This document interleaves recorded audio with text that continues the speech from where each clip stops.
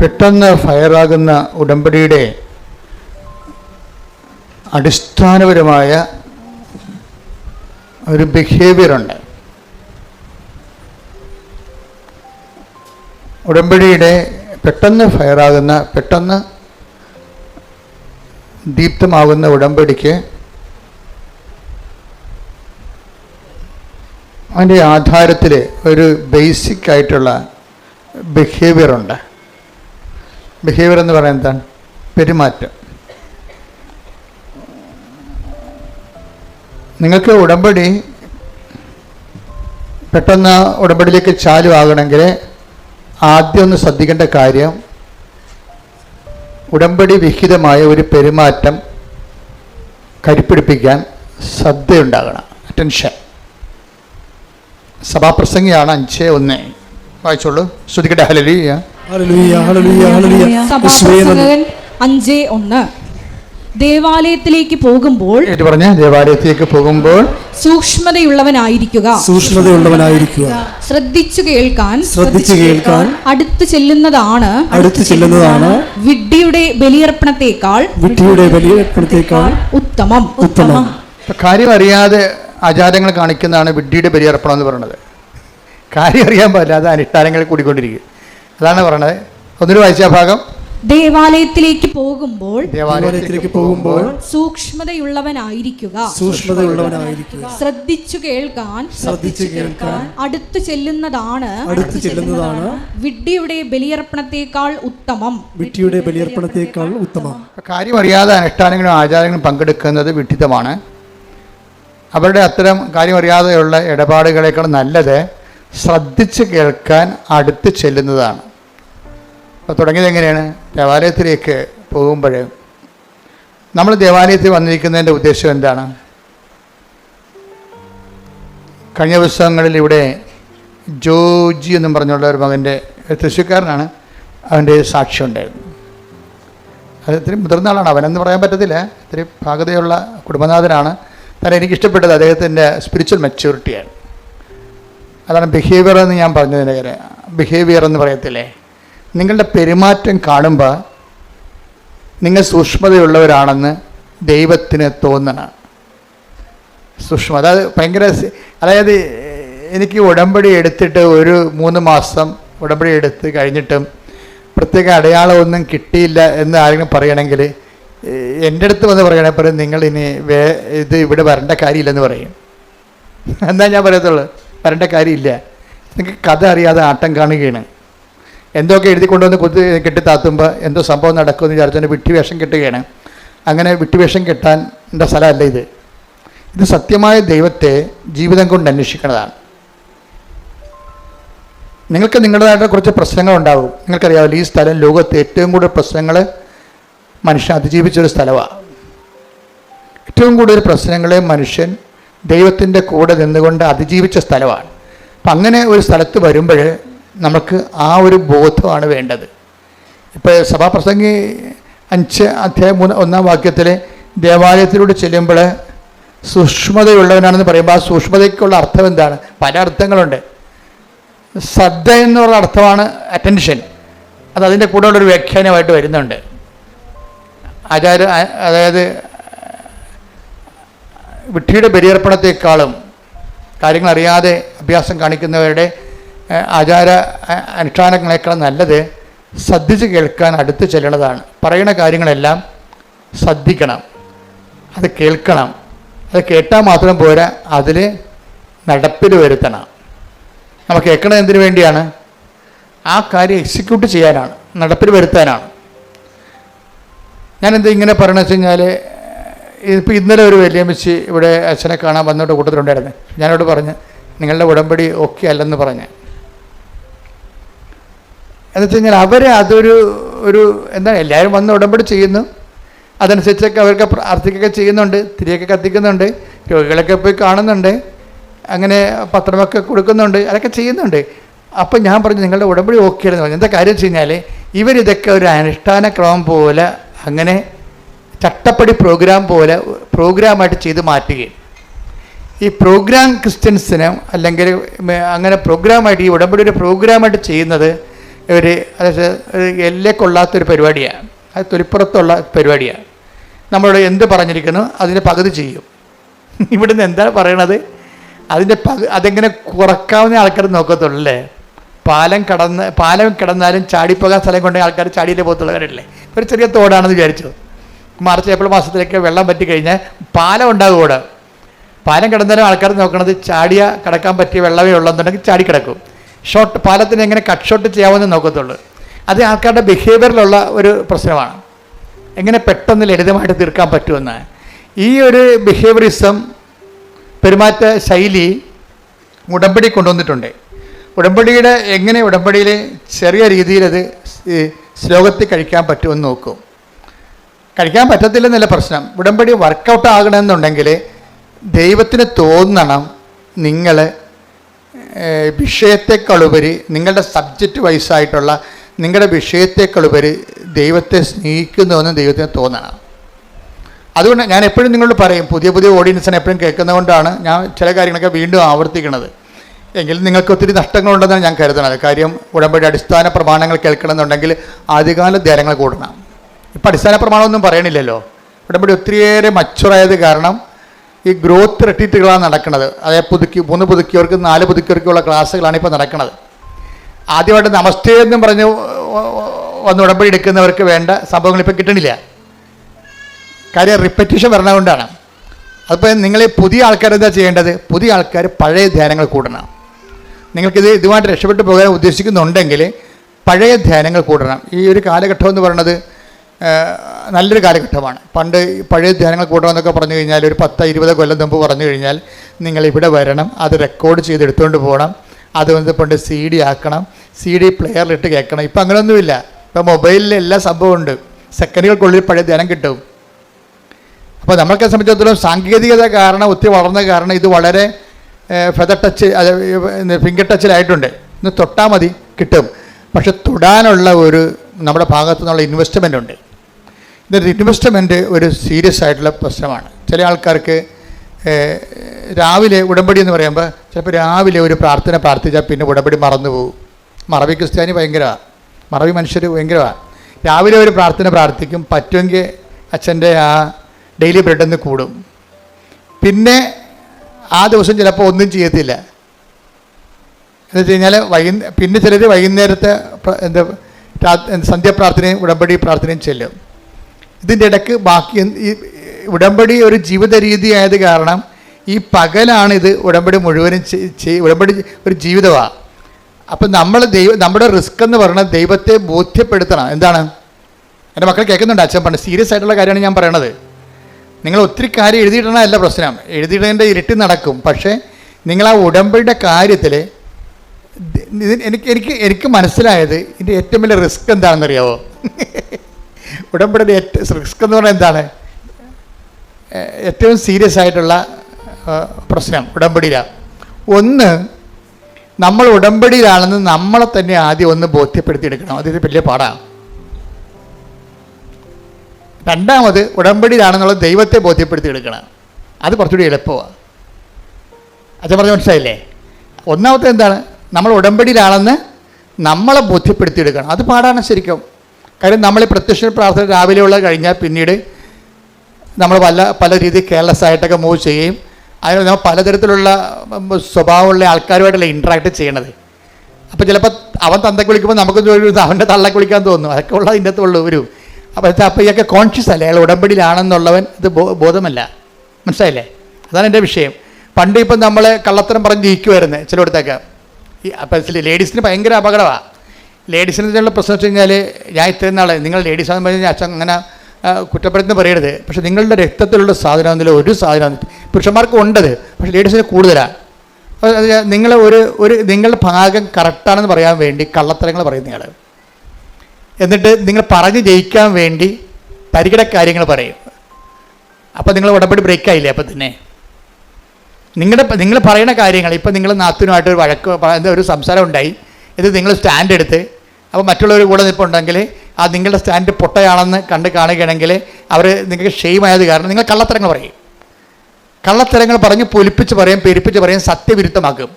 കാര്യം ഒരു വിഷയത്തിൻ്റെ സത്യമുണ്ട്, പിന്നെ ആ സത്യത്തിൻ്റെ പൊലിവ് രൂപങ്ങളുണ്ട്, സത്യത്തിൻ്റെ പൊലിപ്പിച്ച രൂപങ്ങൾ എന്ന് വെച്ച് കഴിഞ്ഞാൽ അതിങ്ങനെ വെച്ച് കെട്ടി പറയും, ഏച്ച് കെട്ടിക്കഴിഞ്ഞാൽ മുഴച്ചിരിക്കും. അപ്പോൾ എപ്പോഴും ഇതിൻ്റെ അകത്ത് വരുന്ന വിഷയം സത്യത്തിൻ്റെ പൊലിവ് രൂപങ്ങൾ, അത് നുണയാണ് ശരിക്കും പറഞ്ഞാൽ. മനസ്സിലായില്ലേ? ഇല്ലാത്ത കാര്യം നമ്മുടെ സ്റ്റാൻഡ് ക്ലിയർ ചെയ്യാൻ വേണ്ടി ഉണ്ടാക്കി വലിപ്പത്തിൽ പറയും. അതെല്ലാം ലേഡീസിന് കുറേ പ്രശ്നങ്ങളുള്ളതാണ് ഇതിൻ്റെ അകത്ത്. നമ്മളറിയാതെ പോവുകയാണ് ശരിക്കും പറഞ്ഞാൽ. നമ്മളിങ്ങനെ ചെയ്യുമ്പോൾ തന്നെ സത്യം ബ്രേക്ക് ഡൗൺ ആകുന്നുണ്ടെന്നും അപ്പോൾ നമ്മൾ ഉടമ്പടി ബ്രേക്ക് ചെയ്യുന്നതുകൊണ്ട് നമുക്കറിയത്തില്ല. അപ്പം അതുകൊണ്ട് ആദ്യത്തെ റിസ്ക് എന്ന് പറഞ്ഞാൽ എന്താണ്? നമ്മൾ ഉടമ്പടിയിലാണെന്ന് നമ്മളെ തന്നെ ബോധ്യപ്പെടുത്തി എടുക്കുന്നതാണ് ആദ്യത്തെ റിസ്ക്. അത് ഒരു നല്ല പരിശീലനത്തിലൂടെ ഉണ്ടാകത്തുള്ളൂ. നല്ല പരിശീലനത്തിലൂടെ, അതായത് ഉടമ്പടി ഒരു ബോധമാണ് ശരിക്കും ആദ്യമേ. അതുകൊണ്ടാണ് സഭാപ്രസംഗി 5:1 പറയുന്നത് എന്താണ്? ദേവാലയത്തിലേക്ക് ചെല്ലുമ്പോൾ ദേവാലയത്തിലേക്ക് ചെല്ലുമ്പോൾ നീ സൂക്ഷ്മതയുള്ളവനാവുക. അതൊരു ബോധമാണ്, കോൺഷ്യസ് ആണ്. അപ്പൊ പുതിയ ഉടമ്പടിക്കാരായാലും പുതുക്കിയ ഉടമ്പടിക്കാരായാലും എപ്പോഴും ഒരു കോൺഷ്യസ് ഫോം ചെയ്യണം. ഈ കോൺഷ്യസ് ഫോം ചെയ്യാൻ വേണ്ടിയാണ് ഉടമ്പടി കാശുരൂപം നെഞ്ചത്ത് കെട്ടി തന്നിരിക്കുന്നത്. പിടികിട്ടിയ? ഇനി കുറേ നേർച്ച വസ്തുക്കളുണ്ട് ഇതിൻ്റെ അകത്ത്. ഈ നേർച്ച വസ്തുക്കളുടെ എല്ലാ ഉപയോഗവും ഇതിലെ ഒരു കാരണം നിങ്ങൾ ഉടമ്പടിയിലാണെന്നുള്ള കാര്യം നിങ്ങളെ തന്നെ ബോധ്യപ്പെടുത്തിയെടുക്കേണ്ടത്. അത് വിശ്വാസ പ്രയോഗത്തിനുള്ളതാണല്ല. ഈ സംഭവങ്ങളെല്ലാം വളരെ ചിട്ടയായിട്ടും അടുക്കായിട്ടും ഭംഗിയായിട്ടും ചെയ്യുന്ന ഒത്തിരി പേരുണ്ട്. അവരുടെ സാക്ഷ്യങ്ങൾ കേൾക്കുമ്പോൾ നമ്മൾ ഞെട്ടുന്നതിൻ്റെ കാര്യം അതാ. കാര്യം ഉടമ്പടിയെ സംബന്ധിച്ചിടത്തോളം ഞാൻ എപ്പോഴും പറയും പക്ക ഫോർമുലയാണെന്ന് പറയും. അതെന്താ? ഞാൻ അച്ഛനായിട്ട് 40 കൊല്ലമായല്ലോ. ഇത്രയും നാൾ പഠിക്കുന്ന കാലത്ത് കൃത്യമായിട്ട് 10 കൊല്ലം കൃത്യമായിട്ട് പഠിച്ചിട്ടുണ്ട്. ഇന്നും പഠനം ഞാൻ നിർത്തിയിട്ടില്ല. ഒരു കാലത്ത് ഞാൻ പഠനം നിർത്തിയിട്ടില്ല. എൻ്റെ മുറി മുഴുവൻ ബുക്കുകളാണ്. ലൈബ്രറി വേറെ ഉണ്ടാക്കി വെച്ചിട്ടുണ്ട് ഇവിടെ. എന്നിട്ട് ആയിരക്കണക്കിന് രൂപയുടെ പുസ്തകങ്ങൾ എല്ലാ കൊല്ലവും മേടിച്ചു കൂട്ടുകയും ചെയ്യും. പുതിയ പുതിയ കാര്യങ്ങൾ വരുമ്പോഴും പഠനങ്ങൾ വരുമ്പോഴും അതെല്ലാം ശ്രദ്ധിക്കുകയും അപ്ഡേഷൻ നടത്തുകയും ചെയ്യും. അതിങ്ങനെ മുഴുവൻ നിങ്ങൾക്കിങ്ങനെ കൊട്ടതേങ്ങ പോലെ ഞാൻ എഴുതി പൂളി തരത്തില്ല. അതിനെ അസിമുലേറ്റ് ചെയ്തിട്ട് അതിൻ്റെ സത്യാവശങ്ങൾ പരിശോധിക്കും. അപ്പോൾ ഒരു നിരന്തര പഠനത്തിലാണ്. ഈ ഒരു തിഷ്ഠത നിങ്ങളുടെ ഭാഗത്തുനിന്ന് ഉണ്ടാകണം. ഉടമ്പടിയിലൂടെ നിങ്ങൾ ജീവിക്കുകയും പഠിക്കുകയും ചെയ്യാൻ. നിങ്ങളെ പലരും എടുക്കുന്നത് ഡിസ്പോസിബിൾ ഉടമ്പടിയാണ് എടുക്കുന്നത്. ഡിസ്പോസിബിൾ ഗ്ലാസ് ഇല്ലേ, ഇപ്പം നിരോധിച്ചിട്ടുണ്ട് ഗവൺമെൻറ് അല്ലേ? ഇപ്പം നിരോധിച്ച ഡിസ്പോസിബിൾ ഗ്ലാസ്. അത് കാപ്പി കുടിച്ചിട്ട് ഗ്ലാസ് എടുത്ത് എറിഞ്ഞാൽ ഡിസ്പോസ് ചെയ്ത് കളയും. അത് പല ആൾക്കാരും വഴിയിലാണ് കളയുന്നത്. ഇതുപോലെ തന്നെ ഡിസ്പോസിബിൾ ഉടമ്പടി എടുത്തിട്ടുണ്ട് കുറേ ആൾക്കാർ. എന്ന് വെച്ച് കഴിഞ്ഞാൽ അതിൻ്റെ അകത്ത് നിങ്ങളുടെ IELTS മറ്റേ PR മാത്രം എടുത്തിട്ട് ഉടമ്പടി കളയും. ഡിസ്പോസിബിൾ ഉടമ്പടി പുതിയ അങ്ങനെ കുറേ അവതാരങ്ങളുണ്ട്. ഭയങ്കര മുതലുകളല്ല വന്നത്, ഉടമ്പടി വരുന്നതല്ലേ. എന്നുവെച്ചാൽ ഡിസ്പോസിബിൾ ഉടമ്പടി എന്ന് വെച്ച് കഴിഞ്ഞാൽ അവർക്ക് ആവശ്യമായ അവിടെ ഇപ്പം പരീക്ഷ റിസൾട്ട് വരാൻ പോകുന്നു. റിസൾട്ട് വന്നു കഴിഞ്ഞു, ശരി, അവർക്ക് റാങ്ക് കിട്ടി, യേശു നന്ദി, ബാക്കി ഉടമ്പടി കളയും. ആ റിസൾട്ട് മാത്രം എടുക്കും. ചായ കുടിച്ചൊരു ക്ലാസ് കളയും. അതാണ് ഡിസ്പോസിബിൾ ഉടമ്പടിയൊന്നും. ഇതിൻ്റെ വിഷയമെന്ന് പറയണത് ഉടമ്പടി ഡിസ്പോസ് ചെയ്യാൻ പറ്റത്തില്ല. കാര്യം എന്താണ്? നിങ്ങൾ ഡിസ്പോസ് ചെയ്താലും കടമായിട്ട് നിൽക്കും. അത് കാര്യം എന്താണ്? ഉടമ്പടി ചെയ്യണത് മാറ്റമില്ലാത്ത ഒരാളുമായിട്ടാണ് ഉടമ്പടി ചെയ്യണത്. അപ്പനും അമ്മയാണെന്ന് പറഞ്ഞാലും മരിക്കുമ്പോൾ തീരും. ഇത് തീരത്തില്ല. അപ്പനും അമ്മയാണെന്ന് മരിക്കുമ്പോൾ തീരുമല്ല. മരിക്കുമ്പോൾ തീരും എന്നുള്ള കാര്യം നിങ്ങൾ പറയൂ, മരിക്കുമ്പോൾ തീരത്തില്ല. അപ്പം മരിച്ചതിൻ്റെ ഓർമ്മ ഇപ്പോഴും ഉണ്ടാവും. ശരി, പക്ഷേ ആത്മക്കാണ്ട ദിവസം ഒന്നും ചെല്ലാൻ സെമിത്തേരി ഒരു പുറ്റക്കളിയും കാണത്തില്ല. വേറെ വർദ്ധിക്കുക ഒരു സ്വർഗസ്ഥനായ പിതാവ് എല്ലാം കാണത്തില്ല. അത് ഈ വെറുതെ ഈ അഭ്യാസം 30 കുഴിയാഴ്ചക്ക് 41 വെറുതെ മോങ്ങണാണേ. അതെനിക്കറിയാം. ഞാൻ കാരണം അത് മൈൻഡ് ചെയ്യത്തില്ല. എത്ര കരഞ്ഞാലും ഞാൻ മൈൻഡ് ചെയ്യത്തില്ല. എനിക്കറിയാം ഈ അഭ്യാസമൊക്കെ 6 മാസത്തേക്ക് ഉള്ളതെന്നും. പിന്നെ അപ്പൻ്റെ മരിച്ചതിന് ഡേറ്റ് പോലും മറന്നു പോകും. ഇപ്പം വിളിച്ചു വെച്ചാൽ അത് ഓരോരുത്തർ വിളിച്ചു. എൻ്റെ അപ്പൻ എന്നാ മരിച്ചു? ഡേറ്റ് അത് ഏത് വർഷമാണ് മരിച്ചു അറിയാൻ പറ്റില്ല. പക്ഷെ അങ്ങനെ ഒരു ഡിസ്പോസിബിൾ ആളുമായിട്ടും അല്ല. അപ്പം വരെ ഇപ്പം ഡിസ്പോസിബിൾ ആണെന്ന് മനസ്സിലായില്ലേ? കളഞ്ഞു, ഓർമ്മ പോലും പോയി, മരിച്ചു എന്നാന്ന് പോലും അറിയാൻ പറ്റില്ല. അങ്ങനെ ഒരാളുമായിട്ടല്ല നമ്മൾ ഉടമ്പടി എടുത്തിരിക്കുന്നത്. അതുകൊണ്ടാണ് മാറ്റമില്ല എന്ന് ഈശോ ഇടയ്ക്കിടയ്ക്ക് പറഞ്ഞുകൊണ്ടിരിക്കും. ആകാശവും ഭൂമിയും കടന്നു പോട്ടെ, വിടക്കോട്ടെ, സ്തുതിക്കട്ടെ. Hallelujah, hallelujah, hallelujah, hallelujah, hallelujah. യേശുവേ നന്ദി, hallelujah, hallelujah, hallelujah, hallelujah, hallelujah, hallelujah. യേശുവേ നന്ദി, സ്തുതി, സ്തുതി, ഹല്ലേലൂയ, ഹല്ലേലൂയ. പരിശുദ്ധ പരമ ദിവ്യകാരുണ്യത്തിന് മത്തായി 24:35. ആകാശവും ഭൂമിയും കടന്നു പോകും. ആകാശവും ഏറ്റു പറഞ്ഞ് ആകാശവും ഭൂമിയും കടന്നു പോകും. എന്നാൽ എന്റെ വചനങ്ങൾ കടന്നു പോവുകയില്ല. അപ്പോൾ വചനങ്ങൾ കടന്നു പോകുകയില്ല എന്ന് പറയുമ്പോൾ കർത്താവ് അവൻ പറയണ പോലെ നമ്മൾ ചെയ്തോളാം എന്നാണ് പറഞ്ഞിരിക്കണേ. എപ്പോഴും മനസ്സിലാക്കേണ്ട ഒരു വിഷയം എന്ന് വെച്ച് കഴിഞ്ഞാൽ കർത്താവിൻ്റെ മാറ്റമില്ലാത്തവനുമായിട്ടാണ് നമ്മൾ ഉടമ്പടി എടുത്തിരിക്കുന്നത്. അപ്പോൾ നമ്മുടെ വിഷയങ്ങൾ മാറിയാലും ഉടമ്പടി ജീവിതത്തിന് പിന്നെയും നിലനിൽപ്പും പ്രസക്തിയും ഉണ്ട്. അപ്പം ദൈവത്തോടാണ് നമ്മൾ ഉടമ്പടി ചെയ്തിരിക്കുന്നത് എന്നുള്ളൊരു ബോധമാണ് ഈ ദേവാലയത്തിലേക്ക് പോകുമ്പോൾ സൂക്ഷ്മതയുള്ളവനാകണമെന്ന് പറയുമ്പോൾ ആ സൂക്ഷ്മത എന്ന് പറയുന്നത് ഒരു ബോധമാണ്. എന്താണ് ബോധം? അതിൽ ഒന്നാമത്തെ ബോധം എന്താണ്? ഞാൻ ദൈവത്തോടാണ് ഉടമ്പടി എടുത്തിരിക്കുന്നത്. അത് ഡിസ്പോസിബിൾ അല്ല. ഇത് എന്നെ പറഞ്ഞ് പഠിപ്പിക്കണം തന്നെത്താൻ. അതാണ് പറയുന്നത് ഉടമ്പടി എന്ന് പറയുന്നത്. എൻ്റെ റിസ്കിൽ ഒന്നാമത്തെ കാര്യം എന്താണ്? ഞാൻ ഉടമ്പടിയിലാണെന്ന് തന്നെ പറഞ്ഞ് പഠിപ്പിക്കുന്നതാണ് എൻ്റെ ഒന്നാമത്തെ റിസ്ക്. ഒന്ന് പറഞ്ഞേ, ഞാൻ ഉടമ്പടിയിലാണെന്നൊന്ന് ആവർത്തിച്ച് പറഞ്ഞേ. ഞാൻ ഉടമ്പടിയിലാണ്.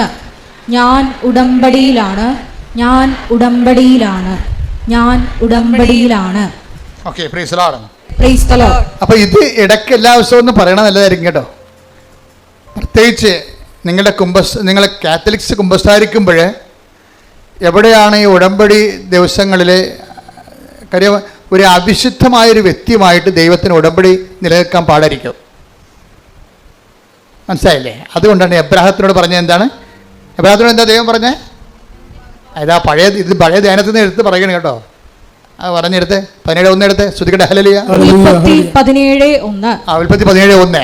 അബ്രാമിന് 99 വയസ്സായപ്പോൾ കർത്താവ് പ്രത്യക്ഷപ്പെട്ട് അവനോട് അരുൾ ചെയ്തു, സർവശക്തനായ ദൈവമാണ് ഞാൻ. എന്റെ മുമ്പിൽ വ്യാപരിക്കുക, കുറ്റമറ്റവനായി വർത്തിക്കുക. അതായത് ബൈബിളിൻ്റെ ഒരു പ്രശ്നം എന്ന് പറയണത് ഈ മനുഷ്യനെ നിരായുധീകരിക്കും. അതാണ് ഒരു പ്രശ്നം. ബൈബിളിൻ്റെ ഏറ്റവും രൂക്ഷമായ ഒരു പ്രശ്നമാണത്. നിരായുധീകരിക്കുമ്പോൾ എന്നാ പറ്റുക കഴിഞ്ഞാൽ ആയുധം കൊണ്ടുള്ള കളികളെല്ലാം ദൈവത്തിൻ്റെ ഭാഗത്തേക്ക് നമുക്ക് കൈമാറും. ഇത് അറിഞ്ഞിട്ട് വേണം ബൈബിളുമായിട്ട് ജീവിക്കാൻ തുടങ്ങാൻ. എന്നുവെച്ച് കഴിഞ്ഞാൽ ചില സമയത്ത് ആയുധം വെച്ചുള്ള കളികളുണ്ടാവില്ലേ ജീവിതത്തിലൊക്കെ, അതിർത്തി തർക്കം, അടിപിടി, ആക്രമണങ്ങളൊക്കെ ഉണ്ടായത്. ഇങ്ങനെയുള്ള ചില ബലപരീക്ഷണങ്ങളൊക്കെ ജീവിതത്തിൽ വരും. അപ്പം ഞങ്ങളൊക്കെ ഇവിടം വരെ ഈ ശുശ്രൂഷ വരെ എത്തുമ്പോൾ എന്താ ഇതിനുള്ളിൽ ബലപരീക്ഷണങ്ങളുടെ ഒത്തിരിയേറെ ചാൻസുകളുണ്ടാവും. നമ്മളെന്താ ചെയ്യും? ഈ ബലപരീക്ഷണങ്ങളെ നാട്ടുകാരെ പോലെ കിടന്നുകൊണ്ട് ബഹളം ഉണ്ടാക്കാനോ അടിപിടി ഉണ്ടാക്കാനോ നിൽക്കുക ഇല്ല. ആ ഫയല് മാതാവ് വഴി ഈശോയ്ക്ക് അങ്ങോട്ട് കൈമാറും. ഞങ്ങൾക്കറിയാം ഇതൊക്കെ ഒപ്പിടുമെന്ന്. കാര്യം ഇവരെ ഏൽപ്പിച്ചിരിക്കുന്നത് ബലപരീക്ഷണത്തിനാണ്. സാത്താൻ്റെ തല തകർക്കാൻ വേണ്ടി ദൈവം സൃഷ്ടിച്ച സംഭവമാണ്. പക്ഷേ എന്താ പ്രശ്നം? നിങ്ങൾക്ക് അമ്മാത്തുനിന്ന് ഇറങ്ങുകയും ചെയ്ത് ഭാര്യത്തെത്തിയില്ലെന്നുള്ള അവസ്ഥയാണ് പലരുടേത്. അതിപ്പോൾ ഒരു പഴഞ്ചൊല്ലാണ്. അമ്മയുടെ വീട്ടിൽ നിന്ന് പഠിക്കുകയായിരുന്നു, അവിടെ നിന്ന് ഇറങ്ങി ഭാര്യ തപ്പൻ്റെ വീട്ടിൽ എത്തിയില്ല, നടക്കു നിൽക്കുക. ലോകത്തു നിന്നൊക്കെ പോന്ന്, പക്ഷേ ദൈവത്തിൻ്റെ അടുത്ത് എത്തിയില്ല. ഇവിടെ ചില ആൾക്കാരുടെ പ്രശ്നം അതാണ്. ലോകത്തുനിന്ന് പോകുന്നു. ഇതിനകത്ത് വരുന്ന വിഷയം എന്ന് പറയുന്നത് ഇങ്ങനെ നടുക്കം നിർത്തി അവിടെ ദൈവവും ഇല്ല പിശാചും ഇല്ലാത്തൊരവസ്ഥ വരും. അങ്ങനെ നമുക്ക് ഉടമ്പടി മുന്നോട്ട് പോകാൻ പറ്റത്തില്ല. ഉടമ്പടിയെ സംബന്ധിച്ചിടത്തോളം ഉടമ്പടി എപ്പോഴും ഒരു നിലപാട് ജീവിതമാണ്. ദൈവത്തിൻ്റെ കൂടെ ആണെങ്കിൽ ദൈവത്തിൻ്റെ കൂടെ തന്നെ. അപ്പം നമ്മളെന്താണ് ചെയ്യുന്നത്? നമ്മളെപ്പോഴും വിജിലൻ്റ് ആയിരിക്കും. എന്താണ്? ഞങ്ങളെ പ്രലോഭനത്തിൽ ഉൾപ്പെടുത്തരുത്, പണിയുണ്ടാക്കരുത് എന്നതിൻ്റെ അർത്ഥം. കർത്താവ് പഠിപ്പിച്ച പ്രാർത്ഥനയാണ്. ദൈവത്തിൻ്റെ പക്ഷം ചേരാൻ പത്രോസിന് വാളെടുക്കാനുള്ള അവസരങ്ങൾ ഉണ്ടായിരുന്നു. പത്രോസ് വാളെടുക്കുകയും ചെയ്ത്. അത് കർത്താവിനെ തന്നെ രക്ഷിക്കാൻ വേണ്ടിയാണ് വാളെടുത്തത്. പക്ഷെ കർത്താവ് പറഞ്ഞ് അങ്ങനെ നീ വാളെടുത്ത് തന്നെ രക്ഷിക്കണ്ട എന്ന് പറഞ്ഞ്. അതാണ് സംഭവം. ഇപ്പം വാൾ ഉറയിലിട്ടിട്ട് അവൻ മാറി നിന്ന് അത് പറഞ്ഞ് ഇപ്പം പിതാവിൻ്റെ സമയമാണ് എന്ന് പറയും. ഇപ്പം നീ എന്നെ ഇങ്ങനെ രക്ഷിച്ചിട്ടും വലിയ കാര്യമില്ല, ഇപ്പം ഇത് ക്ലേശങ്ങളുടെ സമയമാണ്. അപ്പോൾ ഈശോ എന്താ പ്രാർത്ഥിക്കണത്? പിതാവേ, അങ്ങേ പുത്രനെ മഹത്വപ്പെടുത്തണമേ. അതാണ് വിഷയം. അതിനെല്ലാം സമീപനങ്ങളുണ്ട്. സുവിശേഷം കരുത്താർന്നൊരു സമീപനമാണ്. നമ്മളെ വിശുദ്ധിയോടെ തുടരുകയും ചെയ്യണം, അതേസമയം തന്നെ പ്രലോഭനങ്ങളെ അതിജീവിക്കണം. അതേസമയം നമുക്കെതിരെ വരുന്ന ബലപരീക്ഷണങ്ങൾക്ക് ദൈവത്തെ കക്ഷി ചേർക്കുകയും ചെയ്യണം. വളരെ തന്ത്രപരമായൊരു ജീവിതമാണിത്. തന്ത്രപരമായ ജീവിതമാണ്. അത് യേശു ജീവിച്ച് തീർത്ത ഒരു ജീവിതമാണ്. യേശു ജീവിച്ച് തീർത്തൊരു ജീവിതം. ഇതിൽ നമുക്ക് മൊത്തം അനുകരിക്കാൻ പറ്റുമെന്ന് ചോദിച്ചു കഴിഞ്ഞാൽ നമുക്ക് ഓരോ മനുഷ്യനും അതിൻ്റെതായിട്ടുള്ള പരിമിതികളുണ്ടെങ്കിലും നമ്മുടെ ഭാഗത്തുനിന്ന് ഒരു സുവിശേഷ വിഹിതമായി ജീവിക്കണം എന്നുള്ള ബോധം ഉണ്ടാകണം. അപ്പം അങ്ങനെ നീ സുവിശേഷ വിഹിതമായി ജീവിക്കണം എന്ന് ഇപ്പം നിൻ്റെ ഉടമ്പടിയിലെ ഉദ്ദേശം നിൻ്റെ കടങ്ങൾ മാറണമെന്നല്ലേ, അല്ലെങ്കിൽ കച്ചവടം നടക്കണമെന്നാണ് ഉദ്ദേശം, അല്ലെങ്കിൽ കടങ്ങൾ മാറണം. ഇപ്പം ഈ ജോജിയുടെ സാക്ഷി എന്താണെന്നറിയാവോ? ജോജിയുടെ ഒന്നാമത്തെ വിഷയം എന്ന് വെച്ചാൽ ജോജി ഒരു ഹോൾസെയിൽ കട നടത്തിക്കൊണ്ടിരിക്കുകയാണ്, വാടക നടത്തിക്കൊണ്ടിരിക്കുകയാണ്. 15 ലക്ഷം രൂപയുടെ സാധനം അതിൻ്റെ അകത്തുണ്ട്. 15 ലക്ഷം രൂപയുടെ സാധനം അതിൻ്റെ അകത്തുണ്ട്. പക്ഷെ പെട്ടെന്നൊരു പ്രശ്നം ഉണ്ടായി. എന്താ പ്രശ്നം ഉണ്ടായത്? എല്ലാ കടക്കാർക്കും ഉണ്ടായിക്കോണം ആ പ്രശ്നം. കാര്യം കടകളും അതുപോലെയുള്ള വിഷയങ്ങളുമെല്ലാം ലോകത്ത് ഭയങ്കരമായിട്ടുള്ള ഗതിവ്യതിയാനങ്ങൾ ഉണ്ടാകണില്ലേ? ഇപ്പം മലേഷ്യൻ റബ്ബർ ഇവിടെ ഇറക്കുമതി ചെയ്യാൻ ഗവൺമെൻറ് ഒപ്പിട്ട് കൊടുത്ത്. അപ്പോൾ എന്ത് പറ്റി? നാട്ടിലെ റബ്ബറൊക്കെ ഇരിപ്പായി പോയില്ലേ? ഇരിപ്പല്ല, വില കുറഞ്ഞു. അതല്ലേ പ്രശ്നം. ഇപ്പം റബ്ബർ കർഷകൻ എന്ത് ചെയ്യാണ്? വെട്ടുകാരുടെ വില കൂടിയപ്പോൾ എന്നാ പറ്റി? ഉടയക്കാരൻ തന്നെ വെട്ടാൻ തുടങ്ങും. വെളുപ്പിന് എഴുന്നേറ്റ് 3 മണിക്ക് പോയി. അല്ലെങ്കിൽ ഒന്നും മുതലാകണില്ലേ? 10-80 ഷീറ്റിൻ്റെ റബ്ബർ മരങ്ങളുണ്ട്. പക്ഷേ വേറെ ആരെക്കൊണ്ട് വെട്ടിച്ച് കഴിഞ്ഞാൽ ഇതിൽ കിട്ടുന്ന മീതിയും കൊണ്ട് അവൻ പോവും. അപ്പോൾ എന്ത് ചെയ്യും? ഉടയക്കാലം തന്നെ വെട്ടാൻ തുടങ്ങും. അപ്പോൾ ഇങ്ങനെ ഓരോരോ സമയത്തും നമുക്ക് നമ്മളുടെ തൊഴിലിനും വരുമാനത്തിനുമൊക്കെ പുതിയ പുതിയ വെല്ലുവിളികളുണ്ടാവും. ആ വെല്ലുവിളികളിലെല്ലാം ഉടമ്പടിയിൽ അതിൻ്റെ പ്രൊവിഷൻസ് ഉണ്ട്. എന്താ കാര്യം? ചില വെല്ലുവിളികൾ നമ്മുടെ നിലവിലുള്ള പവർ കൊണ്ട് കൈകാര്യം ചെയ്യാൻ പറ്റാതെ വരും. അത് ഇപ്പോഴല്ല, പണ്ട് മുതലേ ദൈവത്തിന് അറിയാവുന്ന ഒരു ദൈവം അറിഞ്ഞിട്ട് അതിന് സമാധാനം കണ്ടുപിടിച്ചിട്ടുണ്ട്. ചില വെല്ലുവിളികൾ നമ്മളുടെ പവർ കൊണ്ട് തന്നെ നമ്മൾക്ക് അതിനെ പ്രതിരോധിക്കാൻ പറ്റാതെ വരും. അതിനാണ് പറയണത് എന്താണ്? മെരിറ്റ്, നമ്മുടെ മെരിറ്റ്. ചില വെല്ലുവിളികൾ നമ്മുടെ മെരിറ്റ് കൊണ്ട് ചെയ്യാൻ പറ്റാതെ വരും. അതുകൊണ്ടാണ് ബൈബിൾ പുതിയ ഫോർമുല വെച്ചിരിക്കുന്നത്. എന്താണ്? Not by merit but by grace. അതാണ് നമ്മൾ എഫേസ്യസ് 2:8 അതാണ് ഉടമ്പടിയുടെ അടിസ്ഥാന പ്രമാണം. Not by merit but by grace. പിന്നെ എന്താണ് പറയുന്നത്? നമ്മൾ അത് എഫേസ്യസ് 2:8. പിന്നെ നമ്മൾ എന്താ പറയണത്? സക്രിയ, ഇപ്പോൾ ആദ്യകാല ധ്യാനം നോക്കിയാൽ മതി. സക്രിയ 4:6 എന്താ പറയണത്? സൈന്യത്താലെയല്ല, ശക്തിയാലെയല്ല, കർത്താവിൻ്റെ ആത്മാവിനാൽ. ഇപ്പം ജീവിതത്തിനെതിരെ വരുന്ന ചില വെല്ലുവിളികൾ നമ്മുടെ ശക്തിയും സൈന്യവും കൊണ്ട്, ആളുകൊണ്ടോ അർത്ഥം കൊണ്ടോ നേരിടാൻ പറ്റത്തില്ല. ഞാൻ ചില സമയത്തൊക്കെ നോക്കുമ്പോഴേ ഈ ചില പെരുമ്പാമ്പൊക്കെ കഴിഞ്ഞ ദിവസങ്ങളിൽ ഞാനൊരു വീഡിയോ എൻ്റെ ശ്രദ്ധയിൽ കണ്ടു. അതായത് എന്തോ സീരിയസ് ആയിട്ടുള്ള കാര്യം നോക്കേണ്ട സമയത്ത് വേറൊരു വീഡിയോ കയറി വന്നു. എന്ന് വെച്ച് കഴിഞ്ഞാൽ ഒരു ആമ, ഒരു പട്ടി ഇങ്ങനെ വായിൽ ഇങ്ങനെ വാ പൊളിച്ചുകൊണ്ട് അതിൻ്റെ നാക്കൊക്കെ നീട്ടിക്കൊണ്ട് ഇങ്ങനെ കിതച്ചുകൊണ്ട് ഒരു ആമയുടെ അടുത്ത് നിൽക്കുകയാണ്.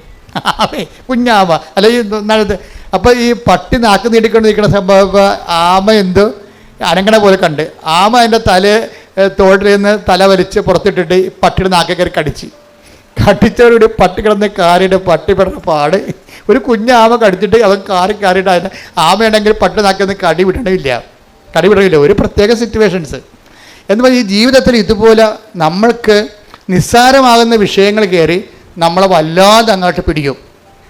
ഒരു ആമയാണെന്ന് പറഞ്ഞാൽ പട്ടി ആമ കടിവിട്ടിട്ടല്ല പട്ടിക്ക് പോകാൻ പറ്റത്തുള്ളൂ. അപ്പോൾ നമ്മൾ നിസ്സാരമല്ലെന്നുമാണ് പട്ടി കണ്ടത്. അതാണ് എൻ്റെ വയറ്റിൽ നോക്കി എൻ്റെ പോയി നിന്നത്. പക്ഷേ അത് കയറി പിടിച്ച്. ഇതുപോലെ നിസ്സാര പ്രശ്നങ്ങളും നമ്മളെ വല്ലാണ്ട് രീതിയിൽ ബാധിക്കും. ഇങ്ങനെ നിസ്സാര പ്രശ്നങ്ങൾ വല്ലാതിൻ്റെ ബാധിക്കുമ്പോൾ തന്നെയാണ് നമ്മളെന്ത് ചെയ്യും? ഇങ്ങനെയുള്ള അലപരാധി തരങ്ങളൊക്കെ ജീവിതത്തിൽ നിന്ന് ഒഴിവാക്കാൻ വേണ്ടിയാണ് പ്രൊട്ടക്ഷന് വേണ്ടി നമ്മൾ ഉടമ്പടിയുടെ ഒരു പ്രൊവിഷൻ ഉണ്ട്. സംരക്ഷണം എന്ന് വെച്ച് കഴിഞ്ഞാൽ നമ്മൾ ഈ വഴിയിലൊരു അപകടമാണെന്ന് കണ്ട കർത്താവ് നമ്മളെ അതവിടെ ചെന്ന് ചാടാതിരിക്കാൻ വേണ്ടി വേറെ വഴിയിലൂടെ കൊണ്ടുപോകും. ഇപ്പോൾ വേറെ വഴി ഉണ്ടാകുമോ? ശരിക്കും പറഞ്ഞാൽ പ്രാർത്ഥിക്കാത്തത് കൊണ്ടാണ് നമ്മൾ ഈ വഴി ചെന്ന് ചാടണത്. എല്ലാത്തിനും സേഫായിട്ടുള്ള വഴികളുണ്ടാവും. നമുക്ക് സേഫ് തോന്നാത്തതിൻ്റെ കാരണം നമ്മുടെ പ്രാർത്ഥനാ ജീവിതത്തിൽ പുരിവാലുള്ളത് കൊണ്ടും പെരുമാറ്റത്തിൽ കുഴപ്പങ്ങളുള്ളത് കൊണ്ടുമാണ്. ഇപ്പോൾ ഉദാഹരണത്തിന് ഞാനൊരു ഇപ്പോൾ സമരക്കാരുടെ കഥ പറയാം. സമരക്കാരുടെ കഥ എന്താ? സമരക്കാരുടെ കഥ അല്ല, അത് നിങ്ങൾക്കറിയാം. അതല്ല, സമറിയായിലൂടെ ഈശോ ജെറുസലേമിലേക്ക് പോകാൻ വേണ്ടി 2 അപ്പോസ്തലന്മാരെ പറഞ്ഞു വിടും, യാക്കോബ് യോഹന്നാന്. അണ്ണന്മാർ നേരെ സമറിയായിൽ ചെല്ലും. അപ്പോൾ അവർ ചോദിക്കും എവിടെ പോകണമെന്ന് ചോദിക്കും. ജെറുസലേമിൽ പോകണമെന്ന് പറയും. അപ്പോൾ അവർ പറയും നിൻ്റെ കൈകാര്യം ഞങ്ങൾ വെട്ടുമെന്ന് പറയും. കാര്യം എന്താണ്? ഞങ്ങൾ സമരക്കാരാണ്, നിങ്ങൾ ജാരസന്തതി എന്നാണ് ഞങ്ങളെ വിളിക്കണത്. ഞങ്ങളെ നിങ്ങൾ ജെറുസലേം ദേവാലയത്തിൽ നിങ്ങൾ കയറ്റത്തില്ല, അതുകൊണ്ട് നിങ്ങളിവിടെ കൂടി ജെറുസലേം ദേവാലയത്തിൽ പോകാൻ അനുവദിക്കത്തില്ലെന്ന് പറയും. ഇവർ ക്ഷുഭിതരായി പ്രശ്നമായി യേശുവിൻ്റെ അടുത്ത് വരും. കംപ്ലൈൻറ്റ് പറയുമ്പോൾ കർത്താവ് പറയുന്നത് എന്തിനാണ്, നിങ്ങളെന്തിനാ ആ വഴിക്ക് പോയത്, വേറെ വഴി ഉണ്ടായിരുന്നില്ല എന്ന് പറയും. അത് മറ്റൊരു വഴിക്ക് പോയിരുന്നു. അത് take the bed of god. സ്തുതിക്കട്ടെ, ഹല്ലേലൂയ. ലൂക്ക 9:56. ലൂക്ക 9:56. അവർ മറ്റൊരു ഗ്രാമത്തിലേക്ക് പോയി. മറ്റൊരു ഗ്രാമത്തിലേക്ക്. അപ്പം നിങ്ങൾക്ക് പോയാൽ മതിയല്ല, അതിന് പ്രൊവിഷൻ ഉണ്ടാകും. അപ്പോൾ ഈ വഴി അല്ലാതെ വേറെ വഴിയുണ്ട്. ഇവർക്കെന്താ പ്രശ്നം? ഇവർ കണ്ടത്തടിക്കും മുണ്ടത്തടി എന്ന് പറഞ്ഞ് നടക്കുന്ന പാർട്ടിയാണ്. അവർക്ക് അവിടെ തല തീയും എന്താ ഉടമ്പടിയൊക്കെ എടുത്ത് കർത്താവിൻ്റെ കൂടെ ഉടമ്പടി ജീവിതമാണെങ്കിലും കൈയിരിപ്പിത്തിരി മോശമാണ്. അവിടെ പ്രശ്നം ഈ അപ്പോസ്തലന്മാരല്ലേ, അപ്പോസ്തലന്മാർ കർത്താവിൻ്റെ കൂടെ ജീവിച്ചുകൊണ്ട് ഫോർമാറ്റ് ചെയ്തുകൊണ്ട് ജീവിക്കണമല്ല. പക്ഷേ യവന്മാരുടെ കൈയിരിക്കണത് ശത്രുക്കളുടെ തലയിൽ തീയും ഗന്ധകവും വീഴണമെന്നുള്ള ആഗ്രഹക്കാരാണ്. ഉടമ്പടിയൊക്കെയാണ് കാര്യം ശരി, പക്ഷേ നമ്മളെ തൊട്ട് കഴിഞ്ഞാൽ അവൻ്റെ തല തെറിക്കണമെന്നുള്ള മെൻറ്റാലിറ്റി ഉള്ള ആൾക്കാരാണ്. ഈ മെൻറ്റാലിറ്റിയുമായിട്ട് കർത്താവിൻ്റെ കൂടെ ജീവിക്കാൻ പാടാണ്, ഉടമ്പടി ജീവിതം മുന്നോട്ട് പോകത്തില്ല. അതുകൊണ്ട് അവരിൽ തന്നെയുള്ള വിഷമൊക്കെ പുറത്ത് ചാടിച്ചിട്ട് താണ് ഇവരെ ക്ലീൻ ചെയ്തെടുക്കണേ കർത്താവ്. ഇപ്പോൾ ഇഷ്യൂസ് ഉണ്ടാകുമ്പോൾ ഓർക്കുക, നിങ്ങളുടെ കയ്യിൽ എന്തോ കുഴപ്പമുണ്ടെന്ന് അതിൻ്റെ അർത്ഥം. അവൻ്റെ കുഴപ്പമുണ്ടെന്നല്ല പ്രശ്നം. ബൈബിൾ കാണിക്കുന്ന രീതികൾ വ്യത്യാസമുണ്ട്. നിങ്ങളുടെ ജീവിതത്തിലെ കുടുംബത്തിലെ അയൽവാസികളുമായിട്ട് പ്രശ്നങ്ങളുണ്ടെങ്കിൽ അതിൻ്റെ അർത്ഥം അവർക്ക് പ്രശ്നമുണ്ടെന്നല്ല, നിങ്ങൾക്കെന്തോ പ്രശ്നമുള്ളതായിട്ട് ദൈവത്തിന് തോന്നണം. നിങ്ങളുടെ കയ്യിൽ ഇരിക്കുന്നത് നാട്ടുകാരുടെ തലയെ തീയും ഗന്ധകവും വീഴാൻ വേണ്ടിയാണ് നിങ്ങൾ നിലകൊള്ളണത്. ക്രിസ്തുവിനെ കൂടെ നടക്കുന്നത്. പക്ഷേ അതിൻ്റെ കഥയൊന്നുമില്ല, ഉടമ്പടി എടുത്തിട്ടുണ്ട്, പക്ഷേ നാട്ടുകാരുടെ തല പോകണമെന്നാണ് നിങ്ങൾ ഉദ്ദേശിക്കുന്നത്. അങ്ങനെയുള്ള കോമ്പറ്റീഷൻ അല്ലാത്ത അലവലായ തരങ്ങളൊക്കെ കയ്യിലുള്ളത് കാരണം ഇതിനെ ഒന്ന് കറകളഞ്ഞെടുക്കാൻ വേണ്ടി ഇടയ്ക്ക് ഉടമ്പടി കാലത്ത് ഇഷ്യൂസ് ഉണ്ടാകും. ഇപ്പോൾ നിങ്ങൾ ഓർക്കും ഉടമ്പടി എടുക്കുമ്പോൾ ചില ആൾക്കാർ പറയില്ലേ, എൻ്റെ ഉടമ്പടി ഒന്ന് കയറട്ടെ, അവർക്കൊരു പണി കൊടുക്കാമെന്ന് പറയും. അപ്പോൾ 90 ദിവസം കഴിയട്ടെന്നൊക്കെ പറയത്തില്ലേ, 90 ദിവസം കഴിയട്ടെന്ന്. ഇങ്ങനെ കുറേ പെലിച്ചാളിയുടെ ഉടമ്പടി എടുത്തിട്ടുണ്ട്. വെച്ച് കഴിഞ്ഞാൽ ആ ഉടമ്പടിക്കാലം കഴിയുമ്പോൾ നിങ്ങൾക്ക് ഇത് എങ്ങനെ വ്രതം പോലെ ഒന്ന് അനുഷ്ഠാനമായിട്ട് തിരിക്കും. ഇതിങ്ങനെ ഈ ഉടമ്പടിക്കാലം ഒന്ന് അനുഷ്ഠാനം പോലെ വെള്ളമടിക്കാതെയും നാട്ടുകാരുടെ മേക്കെട്ട് കയറാതെയൊക്കെ മര്യാദയൊക്കെ ഇങ്ങനെ നല്ല പിള്ള ചമഞ്ഞ് ജീവിക്കും. എന്നിട്ട് ഇവരുടെ ഉള്ളിൽ എന്താണ് കൂട്ടിക്കൂട്ടി വെക്കും പക. എന്നിട്ട് ഉടമ്പടി കഴിയുമ്പോൾ എല്ലാത്തിനും കൂടി ഒറ്റത്തവണ തീർപ്പാക്കും. അപ്പം അങ്ങനെ വരുമ്പോഴുണ്ടാകുന്ന പ്രശ്നം എന്ന് വെച്ചാൽ നമ്മൾ ദൈവത്തെ പരീക്ഷിക്കേണ്ട തുല്യമാണ്. അതുകൊണ്ട് ഇങ്ങനെയുള്ള സ്വഭാവം ഉടമ്പടിക്ക് പറ്റാത്ത പേഴ്സണാലിറ്റി ആണെങ്കിൽ ഇടയ്ക്കിടയ്ക്ക് പ്രശ്നങ്ങൾ ഉണ്ടായിക്കൊണ്ടിരിക്കും. ഉടമ്പടി എടുക്കുമ്പോൾ പ്രബലമായ പ്രശ്നങ്ങൾ കൂടുകയാണെങ്കിൽ നിങ്ങൾ ഓർക്കണം, ദൈവതിരുസന്നിധിയിൽ നിങ്ങൾ ഉടമ്പടിക്ക് കൊള്ളാത്ത പേഴ്സണാലിറ്റി ആണെന്ന് ദൈവം നിങ്ങളെ പരുവപ്പെടുത്താൻ ഉദ്ദേശിക്കുന്നു. യു ഗോട്ട് ദ പോയിന്റ്, മനസ്സിലായില്ലേ? നിങ്ങൾ ഉടമ്പടി എടുത്തതിന് ശേഷം അടിക്കടി പ്രശ്നം ഉണ്ടാവും. അതിന് മുമ്പ് അതിൻ്റെ അർത്ഥം എന്താണ്? ദൈവം നിങ്ങളെ നോട്ടം വെച്ചിരിക്കുന്നു. എന്താ കാര്യം? നിങ്ങളെ ഉടമ്പടിക്ക് പറ്റാത്ത ഉരുപ്പടിയാണ്. നിങ്ങളെ മുന്നോട്ട് കൊണ്ടുപോകണമെന്നുണ്ടെങ്കിൽ കുറച്ച് പ്രശ്നങ്ങൾ ഉണ്ടാക്കിയിട്ട് നിങ്ങളെ പരുവപ്പെടുത്തി ചിലയിടത്തൊക്കെ തോറ്റു കൊടുക്കേണ്ടി വരും, ചിലയിടത്ത് കർത്താവിനെ പ്രതി ക്ഷമിച്ചു കൊടുക്കേണ്ടി വരും, ചിലയിടത്ത് ശാന്തതയാകേണ്ടി വരും. അതുകൊണ്ടാണ് പറയുന്നത്, ആ വായിച്ച സുഷ്മത ദേവാലയത്തിലേക്ക് പോകും വിട്ടിയുടെ അതൊന്ന് വായിച്ച് സഭാപ്രസംഗി 5:1 വായിച്ചേ. ദേവാലയത്തിലേക്ക് പോകുമ്പോൾ പറഞ്ഞ ദേവാലയത്തിലേക്ക് പോകുമ്പോൾ സൂക്ഷ്മതയുള്ളവനായിരിക്കുക, ശ്രദ്ധിച്ചു കേൾക്കാൻ അടുത്തു ചെല്ലുന്നതാണ് വിഡ്ഢിയുടെ ബലിയർപ്പണത്തെക്കാൾ ഉത്തമം. ബലിയർപ്പണം അത് ആചാരാനുഷ്ഠാനം, ഉടമ്പടിയുടെ ആചാരാനുഷ്ഠാനങ്ങളൊക്കെ നടത്തും. പക്ഷെ എന്താ പ്രശ്നം? അതേസമയം ശ്രദ്ധ ഉണ്ടാകത്തില്ല. ദൈവികമായ കാര്യങ്ങളിൽ തങ്ങൾ ഉടമ്പടിയിലാണെന്നുള്ളതിനെക്കുറിച്ച് ബോധം ഉണ്ടാകത്തില്ല. ആചാര അനുഷ്ഠാനങ്ങളൊക്കെ ഉടമ്പടി പ്രകാരമൊക്കെ ചെയ്തുകൊണ്ടിരിക്കും, ഓട്ടോമാറ്റിക്കായിട്ട് ചെയ്തുകൊണ്ടിരിക്കും. പക്ഷെ തങ്ങൾ ഉടമ്പടി ജീവിതത്തിലാണെന്നുള്ള ഉടമ്പടി ഒരു ജീവിതമാണെന്നോ ജീവിത രീതിയാണെന്നോ എന്നതിനെക്കുറിച്ച് ബോധം ഉണ്ടാകത്തില്ല. അങ്ങനെയുള്ള ആൾക്കാരാണ് ബൈബിൾ വിഡ്ഢികളെന്ന് വിളിക്കുന്നത്. അതാണ് വിഷയം. അപ്പോൾ ആവശ്യമില്ലാത്ത നമ്മൾ വിഡ്ഢികളായിട്ട് കാര്യമില്ല. ഈ ഉടമ്പടി പക്കയായിട്ട് ദൈവത്തിൻ്റെ വചനം അനുസരിച്ച് അവൻ എന്ത് കാര്യം വന്നാലും അവൻ പറയണ പോലെ ചെയ്യണം. അല്ല പത്രം കൊടുക്കുന്ന കാര്യത്തിൽ മാത്രമല്ല, അനാഥാലയത്തിൽ പോയി രോഗികളെ കുളിപ്പിക്കുന്ന കാര്യത്തിൽ മാത്രമല്ല, ജീവിതത്തിൽ എന്ത് സംഭവിച്ചാലും ഈ സമയത്ത് എന്താണ് ചെയ്യേണ്ടതെന്നുള്ള വചനത്തിൽ അതിൻ്റെ അകത്ത് സ്റ്റാറ്റ്യൂട്ടറി ഇൻസ്ട്രക്ഷൻസ് ഉണ്ട്. ആ സമയത്ത് എന്താണ് ചെയ്യേണ്ടത്? ഇപ്പം നമ്മൾ കൈ പൊള്ളിപ്പോയി, ശരി, അപ്പോൾ ബെർണോൾ തൂക്കണം, ക്ലിയർ അല്ലേ? അപ്പോൾ എന്താ ചെയ്യേണ്ടത്? ഒരു ഇഷ്യൂ വന്നു കഴിഞ്ഞാൽ അതിനുള്ള പൊടിക്കൈ എന്താണെന്ന് ബൈബിളുണ്ട്, അതേ ചെയ്യാൻ പറ്റും, അതേ അപ്ലൈ ചെയ്യാൻ പറ്റത്തുള്ളൂ. അല്ലെന്നുണ്ടെങ്കിൽ നിങ്ങൾ ഉടമ്പടിക്ക് പുറത്തു പോകും. നിങ്ങൾ അവൻ പറയണ പോലെ ചെയ്തോളാമെന്ന് പറഞ്ഞാൽ ഉടമ്പടി എടുത്തിരിക്കണേ. അപ്പോൾ അവൻ പറയണ പോലെ ആ വിഷയത്തിൽ ചെയ്തില്ല എന്നുണ്ടെങ്കിൽ ഉടമ്പടി ഓട്ടോമാറ്റിക് ബ്രേക്കിംഗ് സംഭവിക്കും. അപ്പോൾ ആരുടെ കുഴപ്പം കൊണ്ടാണ്? നമ്മൾ അതുപോലെ ചെയ്യാത്ത കൊണ്ട്. അപ്പോൾ പൂർണ്ണ ഉടമ്പടി ബ്രേക്കായി കഴിഞ്ഞാൽ കുഴപ്പം എന്താണ്? ഉടമ്പടി എടുത്തതിൻ്റെ മുഴുവൻ ഉത്തരവാദിത്വം നമ്മുടെ പേരിലേക്ക് വരും. അതാണ് വിഷയം. ഉടമ്പടി എടുത്തിട്ട് ഉഴപ്പിയാൽ ഉടമ്പടി എടുത്തതിൻ്റെ മുഴുവൻ ഉത്തരവാദിത്തം പലിശ കണക്കിൽ നമ്മുടെ പടലേക്ക് വരും. അപ്പോൾ ചില ആൾക്കാർ പറഞ്ഞു, അച്ഛാ ഞങ്ങൾ ഉടമ്പടിക്കാൻ പേടിയായിരുന്നു അച്ഛാ, കാര്യം അത് തെറ്റിപ്പോയാൽ. പക്ഷേ എന്നാ പ്രശ്നം? ഇത് വെറുതെ ഉഴപ്പന്മാർക്ക് മാത്രമേ ഇത് പ്രശ്നമുള്ളൂ. അല്ലാത്തൊരു മര്യാദ ഉടമ്പടി സുന്ദരമായിട്ട് ജീവിച്ചിട്ട് ആയിരക്കണക്കിന് സാക്ഷ്യങ്ങളല്ല യൂട്യൂബിലുള്ളത്. അപ്പോൾ അത് എളുപ്പമുള്ള കാര്യമാണ്. ഞാൻ സംസാരിച്ചുകൊണ്ടിരിക്കുന്ന കാര്യം എല്ലായിടത്തും ജീവിതത്തിൽ ഉഴപ്പിയിട്ടുണ്ട്. ആ പാരമ്പര്യം അനുസരിച്ച് ഇവിടെ വന്ന് ഉഴപ്പും. അതാണ് പ്രശ്നം. നിങ്ങൾ ജീവിതം മൊത്തം ഉഴപ്പിയ പാർട്ടി ആയിരിക്കും. പക്ഷേ നിങ്ങൾ ഉടമ്പടി എടുക്കുമ്പോഴെങ്കിലും നിങ്ങളുടെ ആ സ്വഭാവം ഒന്ന് മാറ്റി വെക്കണം, നല്ലതായിരിക്കും. എന്തെടുത്താലും പകുതിയാക്കത്തില്ല. എല്ലാം കുറേ പേരും തുടങ്ങി വെക്കും. ആദ്യം ചായക്ക തുടങ്ങും, അത് പകുതിയാക്കാതെ നാട്ടുകാരെ കാജ് കൊണ്ടുപോകും. പിന്നെ പശു മാത്രം തുടങ്ങും, അത് പിന്നെ കുറച്ച് അത് ഒഴിവാക്കും. ഇങ്ങനെ കുറേ തുടങ്ങി പകുതിക്ക് ഇട്ട് വസ്തു വിറ്റുമാറ്റി തെണ്ടികളായ ആൾക്കാർ നാട്ടിലുണ്ട്. എന്താ കാര്യം? ഒന്നിനും കോൺസെൻട്രേറ്റ് ചെയ്യത്തില്ല, ഒരു സാധനത്തിനും കോൺസെൻട്രേറ്റ് ചെയ്യത്തില്ല. വീട്ടിൽ കോഴിയും പശുവിനൊക്കെ വിട്ടിട്ടും പുള്ളി രാഷ്ട്രീയത്തിൻ്റെ മെമ്പറാകാൻ വേണ്ടി നടക്കും. പിന്നെ എങ്ങനെ ഇതൊക്കെ ജീവിക്കണത്? അങ്ങനെ ആൾക്കാരെ കണ്ടിട്ടില്ലേ നിങ്ങൾ? വീട്ടിൽ കുറേ കാര്യങ്ങൾ തുടങ്ങി വെക്കും, എന്നിട്ട് കുറച്ച് കഴിയുമ്പോൾ രാഷ്ട്രീയത്തെക്കാർ ആരെങ്കിലും കാണുകയാണെങ്കിൽ പിന്നെ അതിൻ്റെ പുറകെ നടക്കും, വീട്ടിൽ നിൽക്കത്തുമില്ല. ഇതെന്നുവെച്ചാൽ ഈ ജീവികളൊക്കെ വളരണമെന്നുണ്ടെങ്കിൽ സമയാസമയങ്ങളിൽ മരുന്നും ഭക്ഷണമൊക്കെ കൊടുക്കാതെ വളരത്തില്ല. ശ്രദ്ധ, ഇതിനാണ് ശ്രദ്ധ എന്ന് പറയുന്നത്. ഉടമ്പടി നിങ്ങൾ പോകണമെങ്കിൽ ഉടമ്പടിയുടെ ഒരു ശ്രദ്ധയുണ്ട്, ശ്രദ്ധയുള്ള ജീവിതമുണ്ട്. എനിക്ക് തോന്നുന്നത് ഒരു 70% പേർക്ക് ഈ ശ്രദ്ധയുണ്ട്. ഞാൻ 30% ടാർഗറ്റ് ചെയ്യണത്. കാര്യം എനിക്ക് നിങ്ങളുടെ സാക്ഷ്യം കൊണ്ട് മുതലാകണില്ല, അതുകൊണ്ടാണ്. കാര്യം ഉടമ്പടി ഒരു പെർഫെക്റ്റ് ഫോർമുലയാണ്. അത് ഒരുമാതിരിപ്പെട്ട ഏത് മന്ദബുദ്ധിയും അതൊന്ന് ആക്ടിവേറ്റ് ചെയ്താൽ നല്ല റിസൾട്ട് വരേണ്ടതാണ്. ചില ആൾക്കാർക്ക് 2 പ്രാവശ്യം പുതുക്കിയിട്ടും 0 റിസൾട്ടാണ്.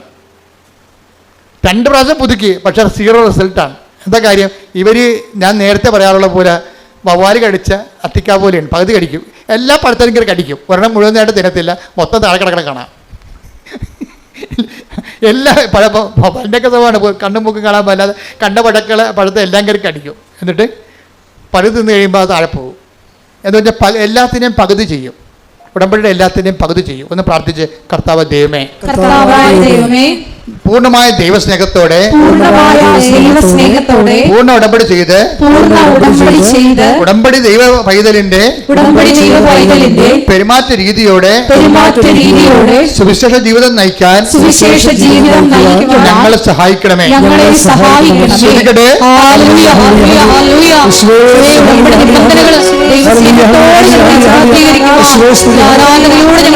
അഭിഷേകം നൽകണം.